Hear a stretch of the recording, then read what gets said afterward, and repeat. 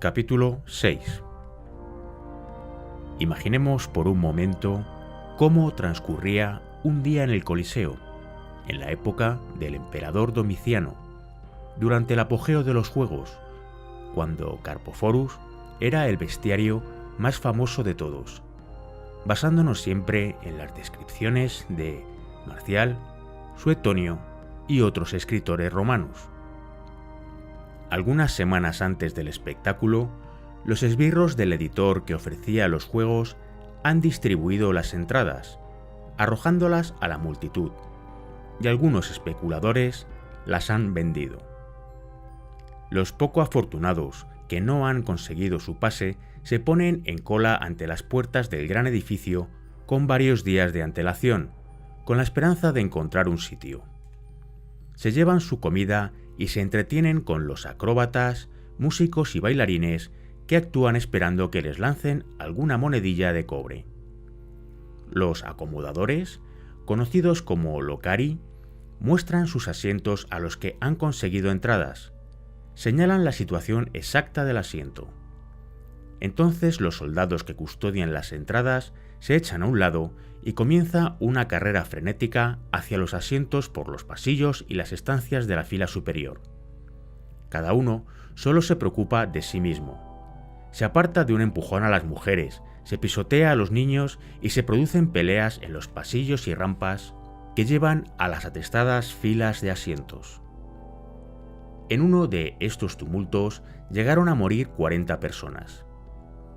Al final, el gigantesco edificio queda abarrotado. La gente se agolpa tan apretada alrededor de los mástiles que sostienen el toldo que los marineros tienen que sudar para manejar las jarcias.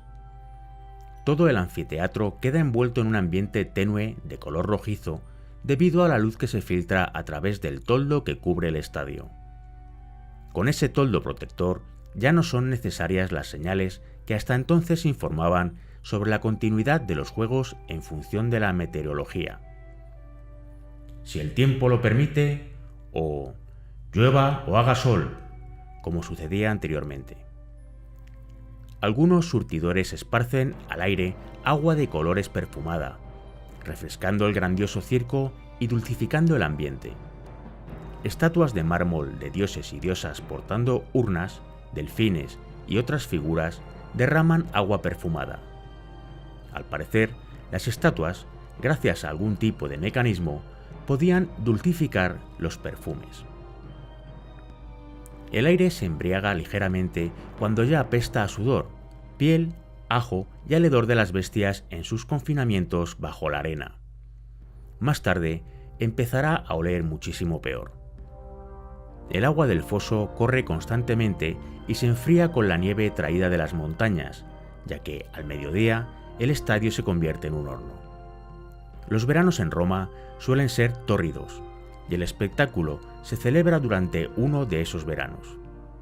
Sin el toldo que protege al público del sol, hubiese sido una tortura permanecer sentado en el edificio. Calígula, para castigar al populacho por criticar uno de sus espectáculos, mandó retirar el toldo y mantuvo a la plebe en el estadio expuesta a los rayos del sol durante varias horas. Muchas personas murieron de insolación. La mayoría del público lleva sus abanicos y visten sus togas más ligeras o túnicas sin mangas. Los vendedores ambulantes venden programas, bebidas frías, dulces y almohadillas para cubrir los duros asientos de mármol, abriéndose camino, como pueden, entre la gente, por los pasillos atestados. Desde las jaulas situadas bajo la arena llegan los rugidos de los leones, el aullido de los lobos y el barrito de los elefantes. La gente está ocupada haciendo apuestas unos con otros o con los corredores de apuestas que consiguen arrastrarse de fila en fila, gritando a cómo están las apuestas de los gladiadores. Un poeta romano escribió que el murmullo de la multitud era como el sonido del oleaje en la tormenta. Como el toldo ondea al viento, los colores del estadio cambian continuamente. Está hecho de lana. La loneta resultaba demasiado pesada para tanta envergadura. Y, a pesar de que se ha teñido de rojo casi en toda su extensión, aparecen otros colores. Por eso, los poetas latinos describían cómo los rayos de luz que atravesaban el oscilante toldo teñían el mármol blanco de las estatuas unas veces de rojo, otras de amarillo y otras de azul celeste. La altura del anfiteatro es tan grande que cuando estás en las filas superiores y miras hacia abajo, te da vértigo.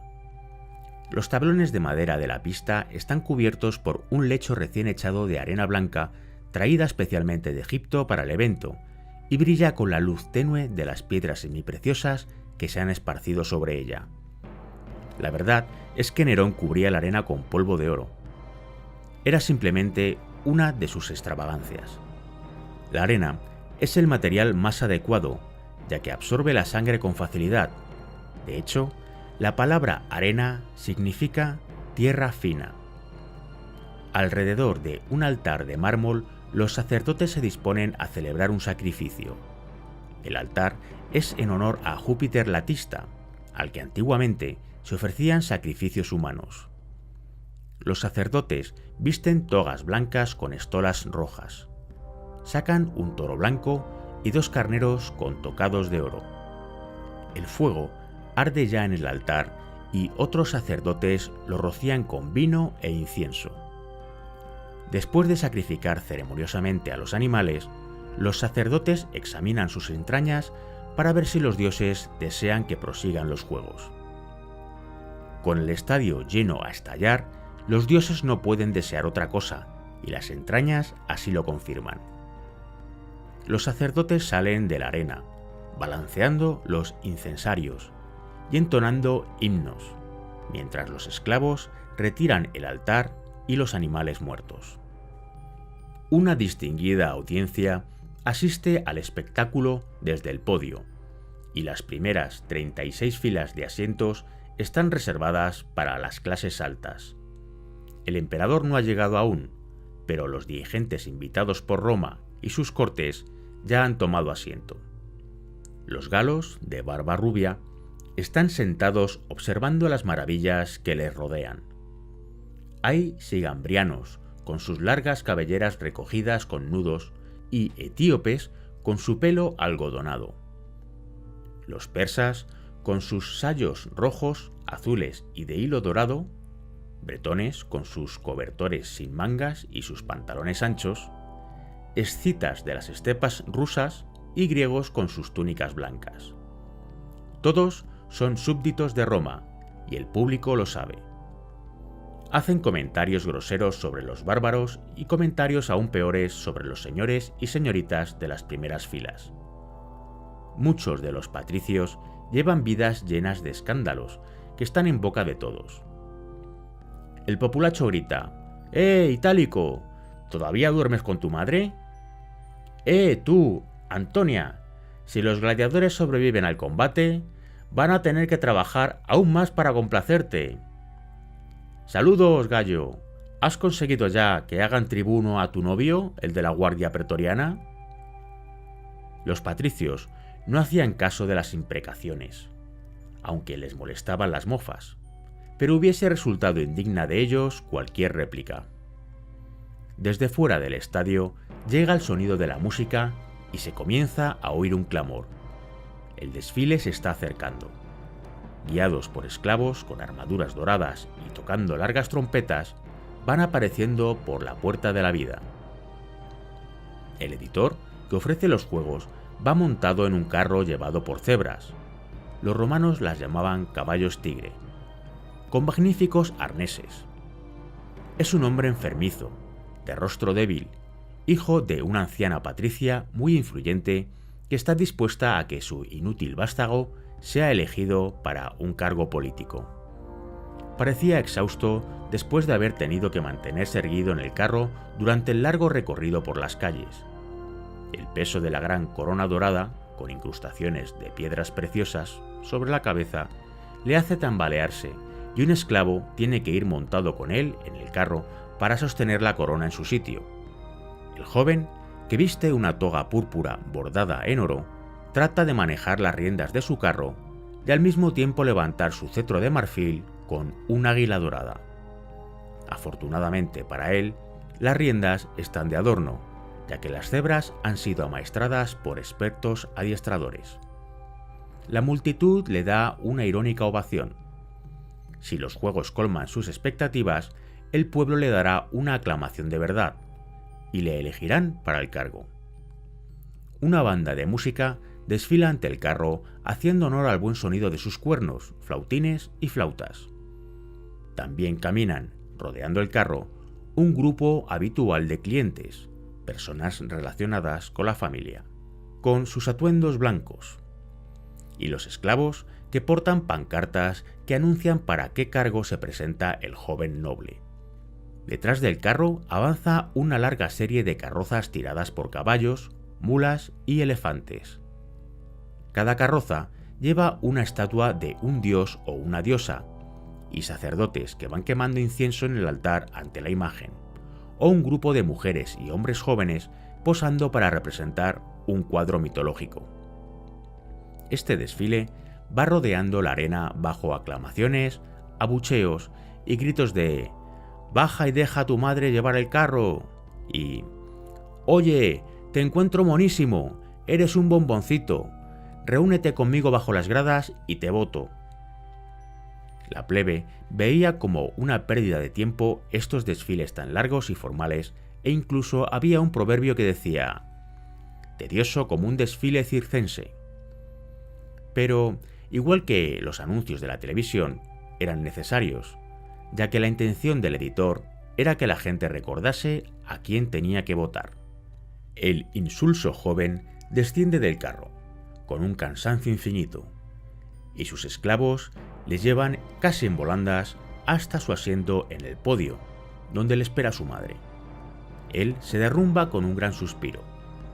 Los esclavos le retiran la corona de oro, y él trata de secarse el sudor de la cara con la manga del vestido.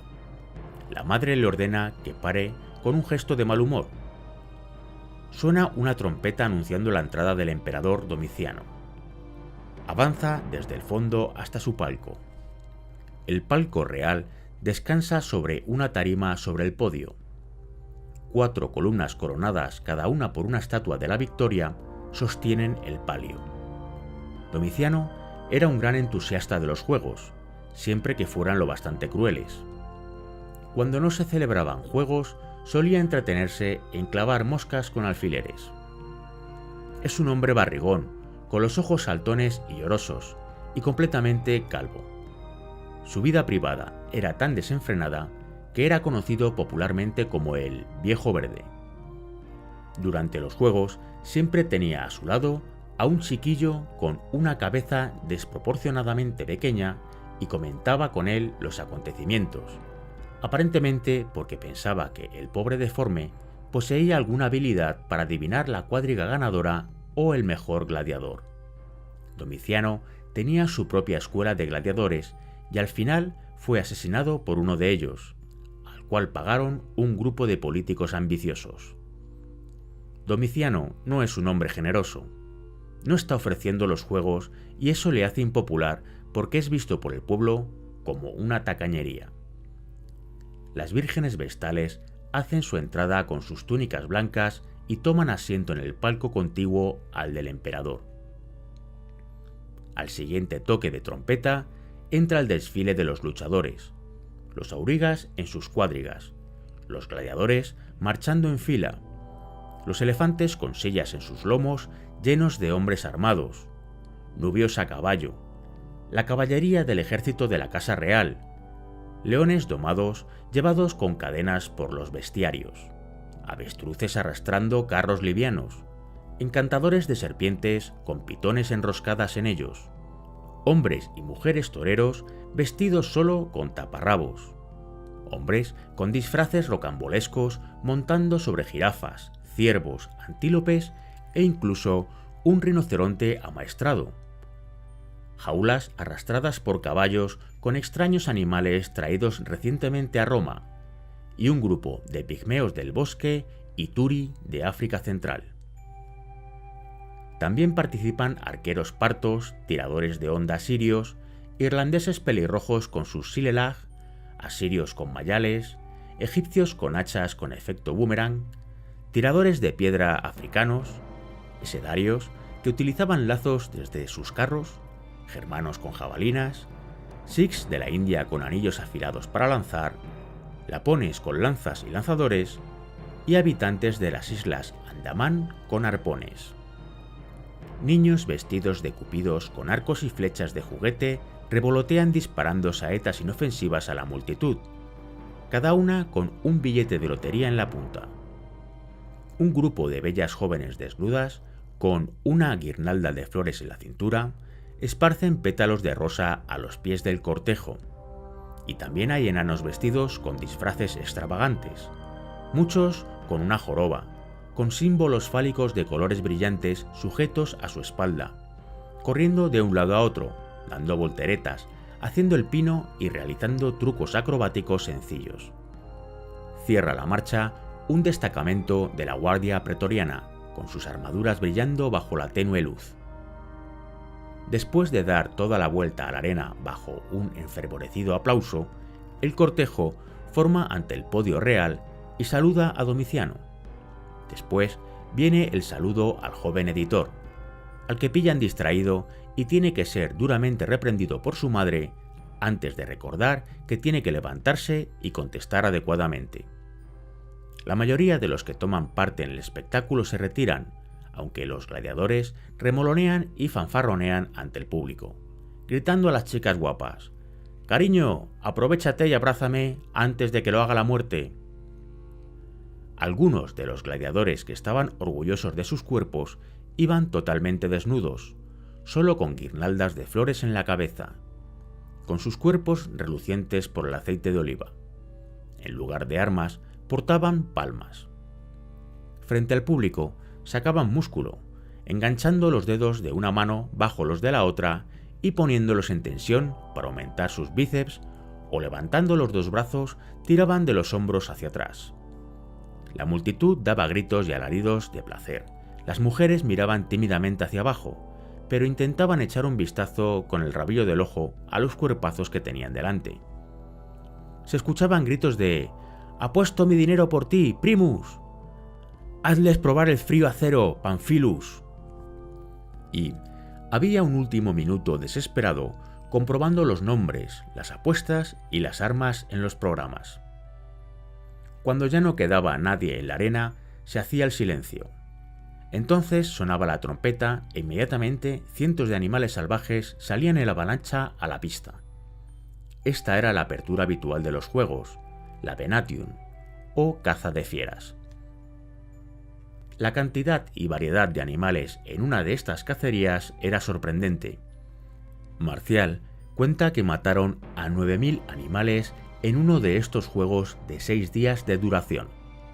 Había venados, jabalíes, osos, toros, antílopes, cabras montesas, chacales, avestruces, grullas, caballos salvajes, hienas, leopardos y rebaños de animales domésticos, estos últimos para rellenar.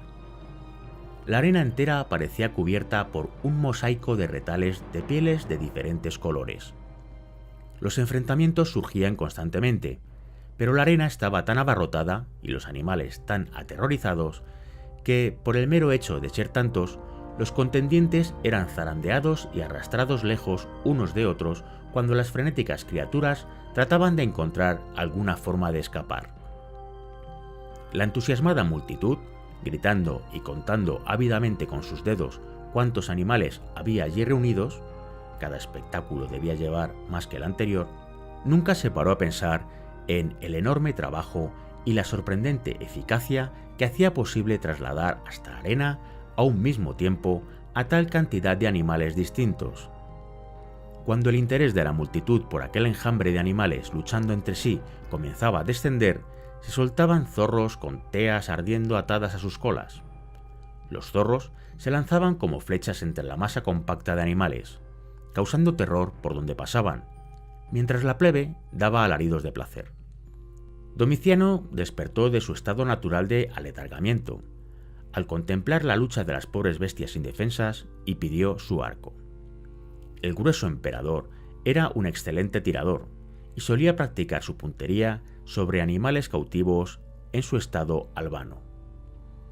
había conseguido en Persia un poderoso arco hecho de tendones, tan flexible que cuando no estaba encordado, su curva era la contraria de la que alcanzaba al ponerle la cuerda. Mientras un esclavo le encordaba el arco, el rechoncho emperador bailaba con impaciencia, y otro esclavo le sostenía un carcaj lleno de flechas con plumas de la cola de un pavo real. Domiciano comenzó a disparar a la marabunta de animales, mientras el público le jaleaba. A veces era capaz de atravesar a un animal con una flecha y herir a otro con la punta. Como exhibición de su maestría, disparó 2 flechas a la cabeza de un animal para que pareciesen 2 cuernos. Después de disparar a más de 100 animales, ordenó a un esclavo saltar a la arena, correr al medio y alzar la mano con los dedos separados. Domiciano disparaba sus flechas entre los dedos del esclavo mientras el público gritaba presa de la emoción, y los patricios aplaudían educadamente. Como la arena continuaba llena de animales espantados, el esclavo hacía un gran esfuerzo evitando sus ataques salvajes, y, entre vigilar a los animales y mirar a Domiciano, pasaba un rato muy entretenido. La multitud encontraba los aspavientos del esclavo muy divertidos, y todos se morían de risa. De repente, un toro se arrancó desde atrás en dirección al hombre y le embistió. El esclavo cayó entre 2 osos que inmediatamente le agarraron y comenzaron a despedazar a su víctima. Los gritos se escuchaban por encima de los mugidos de las reses y los relinchos de los caballos salvajes que pateaban en la arena con flechas clavadas en sus cuerpos. Domiciano aguardó con una flecha en la cuerda y una amplia sonrisa en su rostro, hasta que murió el esclavo. Entonces lanzó 2 certeros disparos y mató a ambos osos. Luego se sentó secando su hinchada cara ante un aplauso atronador. Ahora era el turno de los venatores profesionales, entre ellos Carpoforus. Estos hombres entraban a la arena por el mismo sitio por el que salían los animales. El público identificaba al instante a cada grupo de venatores por su equipo. Algunos portaban solo un velo y una daga larga para los osos. Otros llevaban armadura completa, como los gladiadores, para recibir la carga de los toros. Otros llevaban lanzas con un semidisco redondo de metal en la empuñadura. Estos luchaban con los jabalíes y el disco servía para prevenir que el jabalí siguiera haciendo fuerza a pesar de tener clavada la espada y les matase. Otros iban montados a caballo con lanzas para acabar con los venados. Carpoforus solo llevaba un blusón que dejaba sus poderosos brazos desnudos y algunos amuletos de la buena suerte colgados al cuello. A una señal del joven editor sonaba la trompeta y, mientras la banda tocaba enérgicamente, los venatores entraban en la refriega. Al instante siguiente, la arena se llenaba de gritos, rebuznos, aullidos y maldiciones. Era el fragor de la lucha. La plebe adoraba este espectáculo. Estando tan arriba y con el panorama de la arena muy oscurecido por el círculo de mástiles que soportaban el toldo, tenían mucha dificultad para alcanzar a ver a los gladiadores que luchaban frente a la nobleza, que los contemplaba con entusiasmo sentada en la primera fila. Pero en estas Venation había tanto movimiento que no importaba dónde se estuviese sentado. La acción lo inundaba todo. Todo el público estaba en pie, animando a los venatores, aunque con el tumulto reinante en la arena, uno no podía oír ni su propia voz. Carpoforus actuó deprisa. Saltando de un antílope a otro, agarraba al desdichado animal por los cuernos y le retorcía el cuello con habilidad, y, dejando caer al animal muerto, atrapaba a otro. Mató a 5 antílopes uno detrás de otro, después 15, después 20. Para terminar, mató a un leopardo, según cuenta Marcial. Tras cada animal caído, estallaba un aplauso desde las gradas, y no solo desde las filas superiores, sino también desde los asientos de los patricios que observaban a Carpoforus. Los gritos se oían con el ritmo regular de las olas, según iba matando animal tras animal.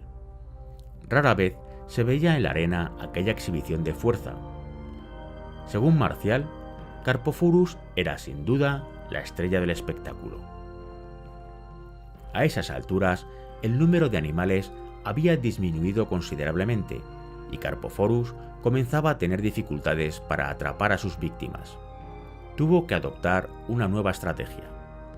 Con las manos cruzadas a la espalda, caminaba detrás de los exhaustos zorros y de los atemorizados chacales que se agazapaban contra las barricadas, paralizados por el miedo. Entonces los enganchaba con los dientes por el cuello y los mataba con una rápida sacudida. En ocasiones, los animales se revolvían y clavaban sus dientes en la barbilla o en las mejillas del Venator. Carpophorus se los quitaba de encima con las manos. Los lanzaba fuera o les hacía rodar por la arena y entonces volvía al ataque. En ese punto, la multitud estaba loca de placer. Domiciano estaba sentado con la boca abierta y con los ojos que se le salían de sus órbitas de gusto, e incluso el joven editor, sudoroso y miserable bajo su pesada toga, se tomaba la molestia de atender a los acontecimientos. Ya había desaparecido el primer lote de animales y los esclavos con palas, cestas y rastrillos se apresuraban a limpiar la arena. Las rejas de las grandes jaulas comenzaron a chirriar y a deslizarse hacia arriba. Carpophorus gritó advirtiendo a sus compañeros venatores y tomó posiciones con la espalda pegada a la barrera interior. Estaban a punto de hacer su aparición nuevos animales en la arena. El aire estaba cargado con el olor a paja quemada y la peste a pelo chamuscado, ya que los esclavos utilizaban hierros candentes para obligar a las renuentes bestias a moverse. Los recién llegados no eran ni venados, ni zorros, ni antílopes. Eran leones, algunos tigres, muchos leopardos, perros salvajes y lobos. Sin quitar ojo de la arena, Carpophorus levantó sus manos hasta el borde de la barrera. Al instante, sus esclavos personales le alcanzaron un escudo y una espada corta. Los otros esclavos también acercaron a sus amos nuevas armas, capas como las de los toreros actuales, picas, jabalinas y dagas. Era de esperar que los animales no atacasen a los hombres de motu propio. Recién capturados, desconcertados y entumecidos por el prolongado confinamiento, su única idea era escapar. Pero no tenían escapatoria. Cuando intentaban refugiarse a lo largo de la barrera, los esclavos los apartaban con hierros al rojo vivo. Carpophorus eligió un león joven que tenía cerca y comenzó a avanzar, cubriéndose con el escudo. El león no prestaba atención al hombre que se acercaba.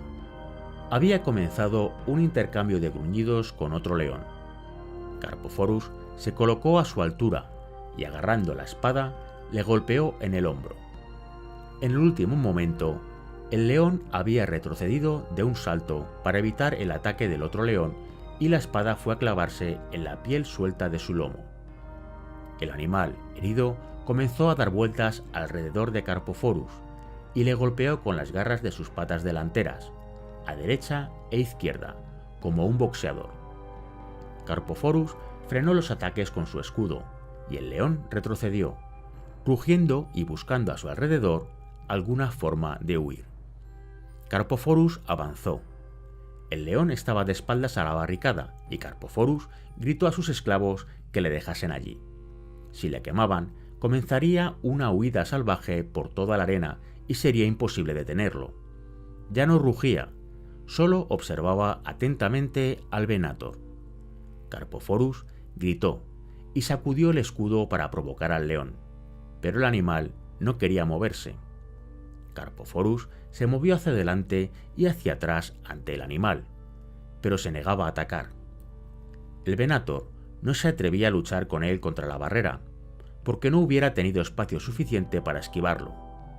Al final, exasperado, gritó a sus esclavos: «¡Está bien! ¡Azotadlo con el fuego!». Observó un movimiento rápido por la rendija de la barrera. Entonces, el león dio un rugido y se abalanzó hacia adelante.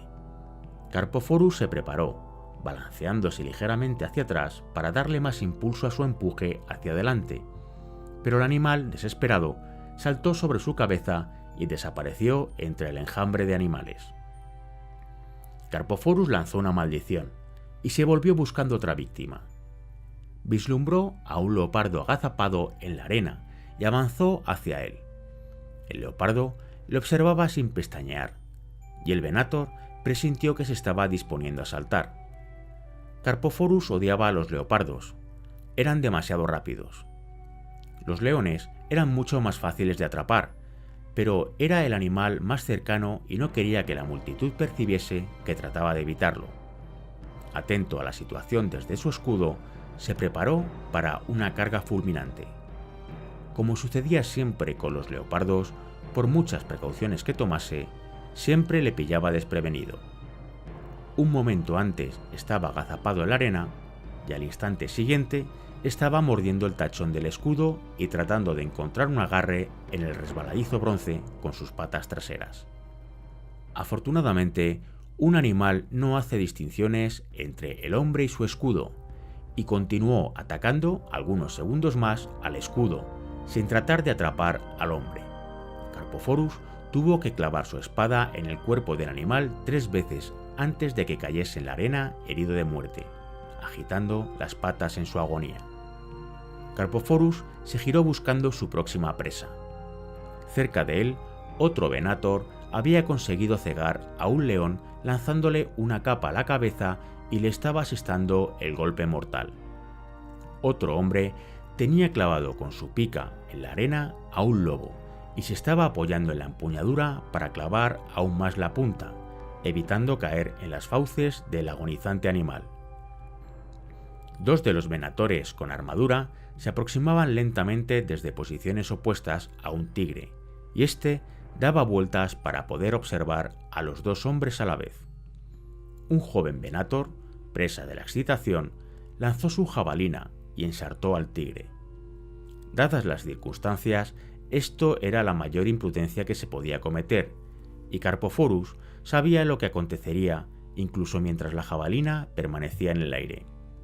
Saltó hacia adelante, pero antes de que pudiese alcanzar a los combatientes, el tigre había dado un gran salto y había caído sobre uno de los venatores con armadura.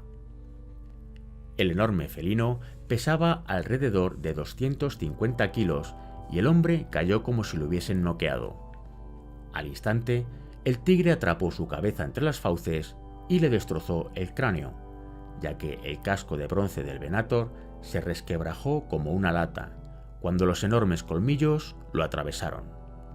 ¡Lanceros, lanceros!, gritaba Carpophorus a pleno pulmón, mientras intentaba atraer la atención del tigre.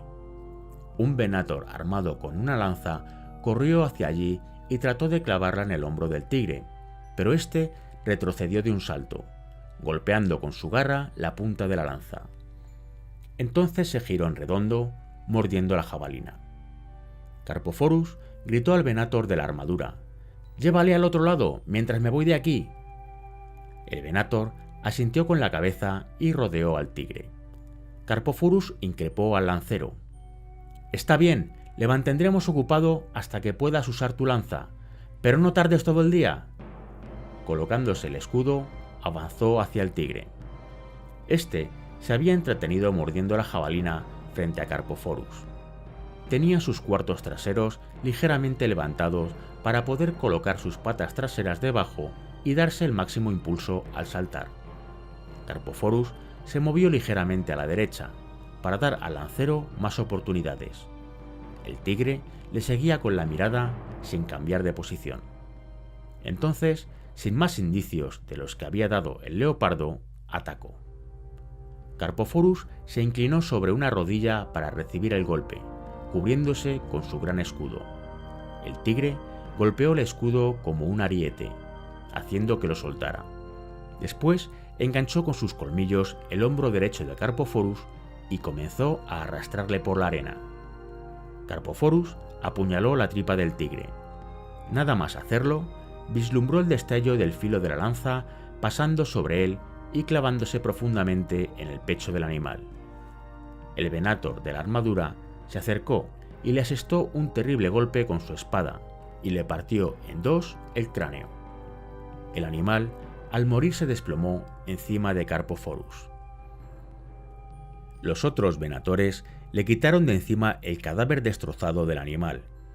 Carpophorus estaba sangrando, pero aún se mantenía en pie. A su alrededor tenían lugar otros combates. Un venator tenía cogido del cuello a un leopardo y trataba de estrangularle, aunque las garras afiladas de las patas traseras le habían destripado ya. 4 perros salvajes, enormes, molosianos amarillos, de las montañas de Grecia, habían capturado a otro venator y le estaban despedazando sobre la arena. 2 tiraban de la cabeza y los hombros, y otros 2 de las piernas. Un quinto perro se acercó corriendo y se tiró a los genitales del pobre hombre indefenso. Otro venator, que trataba de extraer su pica del cuerpo de un lobo, fue atacado por otros miembros de la manada. Un joven venator había agarrado a una leona del rabo y la sostenía mientras sus compañeros le clavaban sus picas. «Deberías abandonar la arena», le dijo el venator con la armadura a Carpophorus. «El pueblo te dejará marchar». El público había presenciado la hazaña de Carpophorus y se mostraban clementes. Carpophorus casi no podía oírle. Estaba ciego de rabia y tuvo un repentino ataque de odio hacia las bestias. Se agachó para recoger su espada, pero tenía agarrotada la parte por la que le había zarandeado el tigre. Soltó una maldición y el lancero recogió la espada por él. Con mucha dificultad consiguió cerrar los dedos alrededor de la empuñadura, aunque no tenía sensibilidad. Comenzó a avanzar hacia el tumulto. La sangre de su herida iba llenando las huellas que dejaba su pie derecho al tambalearse. El venator con armadura y el lancero intercambiaron sus miradas, sacudieron la cabeza y le siguieron. El público gritaba «¡No, Carpophorus, no!» y agitaban sus pañuelos, pero Carpophorus no les prestaba atención. Estaba decidido a capturar otro tigre o a morir en el intento. Domiciano se volvió y dio una orden a un cortesano que estaba detrás de él. El hombre gritó al trompetero y este hizo que saliese una sola nota prolongada de su largo cuerno. Por la puerta de la vida apareció marchando un destacamento de soldados fuertemente armados con lanzas. Estos hombres formaron una línea a lo largo del extremo más alejado de la arena y después juntaron todos sus escudos, cada uno pegado al borde del siguiente, hasta formar una sólida pared de escudos a lo largo de la arena. El gran escudo rectangular cubría a un hombre desde la nariz hasta las rodillas. Ante los escudos se formó una sólida línea de espadas sostenidas en una alineación tan perfecta que vista desde lejos parecía una sola arma. A una orden del centurión al mando, la línea avanzaba al paso de la legión, tan perfectamente calculado que se podía utilizar para medir distancias exactas. 1000 de estos pasos, milla, equivalían exactamente a 5280 pies, lo que después se vino a llamar una milla. Tras la línea de la tropa venían los bestiarios, con sus látigos de 9 colas con bolas de plomo, por si las bestias rompían la formación de los soldados.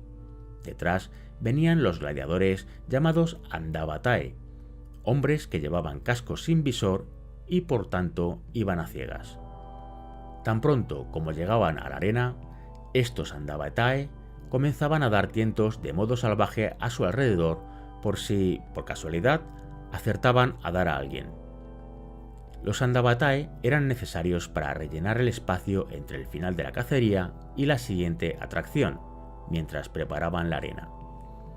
Tan pronto como el maestro de juegos, que actuaba como un maestro de ceremonias, daba la orden para que se abriesen las jaulas, la orden era obedecida inmediatamente y los esclavos se apresuraban a colocar cuencos de agua para traer a los exhaustos animales a las jaulas.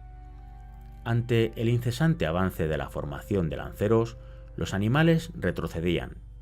Muchos, en realidad, encontraban las puertas de las jaulas abiertas y corrían dentro para beber ansiosamente de los cuencos. Algunos cargaban contra los soldados y morían bajo las lanzas. 2 leones y un leopardo se las arreglaron para abrirse paso por las apretadas filas, los leones saltando por encima de los hombres y el leopardo atacando a su paso. Pero los animales pronto fueron reducidos por los bestiarios con sus mayales y salieron por la puerta de la vida. Carpophorus, todavía aturdido, no entendía qué estaba ocurriendo. Continuaba persiguiendo a las bestias que quedaban, buscando otro tigre. El lancero dio un tirón a la manga ensangrentada de su túnica. «La caza ha terminado, Carpophorus», le dijo suavemente. «Los soldados están dejando la arena vacía para la próxima actuación. Vamos, salgamos de aquí». Carpophorus hizo caso omiso. Un lobo que trataba de escapar de las lanzas pasó corriendo a su lado e, irritado, le propinó una patada. Ya no quedaban tigres. La plebe ya había olvidado la cacería y estaba pendiente de los andavatae, muriéndose de risa con los bamboleos torpes de los hombres. Los esclavos seguían a los andavatae, empujando a unos contra otros con palos ahorquillados. Carpophorus vio un león y se tiró hacia él. Marcial cuenta que el león prefirió correr hacia las lanzas y morir que enfrentarse a él. La formación de soldados ya estaba harta de Carpophorus. El centurión gritaba: «Sacad de una vez de aquí a ese loco bastardo». Un venator con una capa se acercó de puntillas por detrás de Carpophorus y se la lanzó a la cabeza. Al momento, el venator con armadura y el lancero agarraron al bestiario, que estaba totalmente enfurecido. Le arrastraron por la arena mientras forcejeaba como un demente. Bajo las gradas, los médicos le esperaban. «Vale, chicos, dejadle aquí», dijo uno de los médicos, tomando el mando. Se llevaron a Carpophorus a un pequeño cuartucho junto con otros venatores que estaban siendo curados. El médico dio una voz y aparecieron corriendo 4 hombres de raza negra gigantescos. Al instante, haciéndose cargo de la situación, agarraron al enfurecido venator y le tiraron sobre una cama de madera con grilletes en la cabecera y en los pies. Eran usuales los casos de gladiadores o venatores heridos o con pérdidas de sangre que enloquecían. Carpophorus se resistía con una fuerza sobrehumana, pero los hombres de raza negra estaban acostumbrados a manejar estos casos y no tenía ninguna oportunidad. Le lanzaron contra el armazón de madera y le ataron con grilletes los brazos y las piernas. «Amigo, te encontrarás mucho mejor en unos minutos», dijo el médico con voz tranquilizadora mientras preparaba una poción que contenía opio. «Has aguantado muchas luchas. Esos tigres son lo peor, ¿no? Mucha gente piensa ahora que los leones son peores porque rugen y ofrecen un buen espectáculo, pero cualquier buen venator puede dominar a un león. Bébete esto». Agarró las mejillas del hombre que estaba delirando, poniendo cuidado para que no le mordiese. Le abrió las mandíbulas y con bastante pericia vertió el preparado en la garganta de Carpophorus. Nunca olvidaré los ludi solemnes que ofreció el viejo Vitelio para mantener distraída la mente del pueblo del motín de Panonia. 50 tigres al mismo tiempo en la arena. ¡Qué día! Sangre por todas partes. «¿Este hombre tiene que luchar otra vez hoy?», gritó al director de los juegos, que pasaba corriendo. «Hoy no, pero mañana por la tarde sí», dijo el director cuando se iba. «Estarás listo para entonces», le aseguró el médico a Carpophorus, que sollozaba entre grandes suspiros y jadeos. «Mandaré a mis esclavos extraer la leche de los felinos muertos y la podrás beber si quieres. Has perdido mucha sangre, pero eso te reavivará el cuerpo y el espíritu. Ahora vamos a coser ese corte de tu hombro».